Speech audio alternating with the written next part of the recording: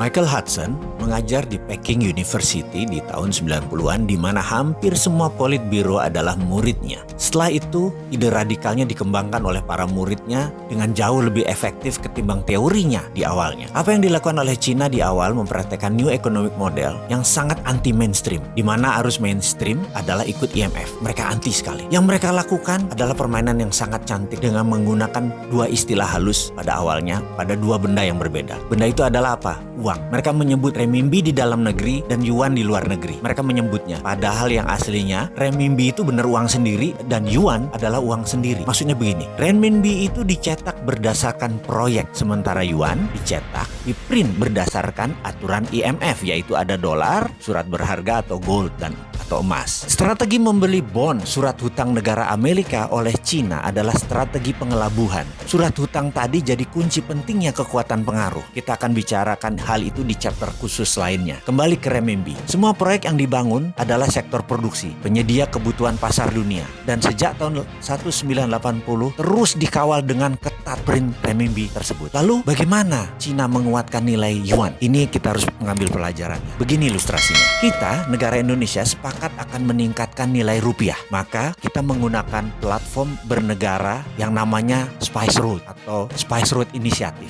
Ini hanya contoh, sekali lagi, ngapunten loh ya, hanya supaya bisa mengerti aja. Inisiatif jalur rempah tadi punya strategi yang sama, yaitu punya rupiah biru yang dicetak berdasarkan proyek, sementara kita mempunyai rupiah merah yang berdasarkan aturan IMF. Lalu kita mencari proyek, kita kirimlah kaum lobbyis ke berbagai negara tetangga kita terutama, misalnya ke Papua Nugini. Di sana kita cari calon pemimpin baru dan kita harus mempunyai kaki dalam tanda petik di sekitar pemimpin baru tersebut. Kemudian ketika Perdana Menteri baru Papua Nugini tersebut dilantik, maka sarankan dia untuk membuat proyek yang banyak dan kalau bisa jangka panjang, seperti jalan tol, pelabuhan, bandara, buat dam, pengairan, juga power energy atau power plant untuk listrik. Kita akan biayai proyek mereka tersebut 100%. Katakanlah kita dapat proyek $100 billion dari Papua Nugini. Lalu rupiah biru dicetak berdasarkan proyek Papua Nugini tersebut. Semuanya 100% kita berikan pekerjaan tersebut ke pabrik di Indonesia. Teknologi Indonesia, uang Indonesia, dan bahkan mengerjakannya harus 100% orang Indonesia di Papua Nugini. Begitu proyek itu jadi, kita tinggalkan mereka dan mereka mulai menyicil dolarnya ke kita. Setiap dolar masuk, maka rupiah biru senilai yang sama dulu mulai dibakar. Ini untuk menjaga inflasi. Dengan demikian, rupiah merah akan menguat cadangan dolarnya sehingga naiklah nilai mata uang rupiah. Lakukan itu di banyak negara. Kalau perlu 70 negara lain kita lakukan. Di Amerika Latin, di Timur Tengah, di Afrika kita lakukan. Sekali lagi, tentunya 10 tahun pertama sebelum kita ke luar negeri, ke Papua Nugini, kita harus membangun kekuatan dalam negeri dulu. Maka kita bangun gede-gedean pabrik di dalam negeri. Itulah ilustrasi apa yang dikerjakan Cina untuk yuannya. Dan saat ini setelah 40 tahun mereka mulai menyesuaikan renminbi ke yuan. Sekarang udah hampir sama. Dan sekarang renminbi yang yuan adalah 1:1.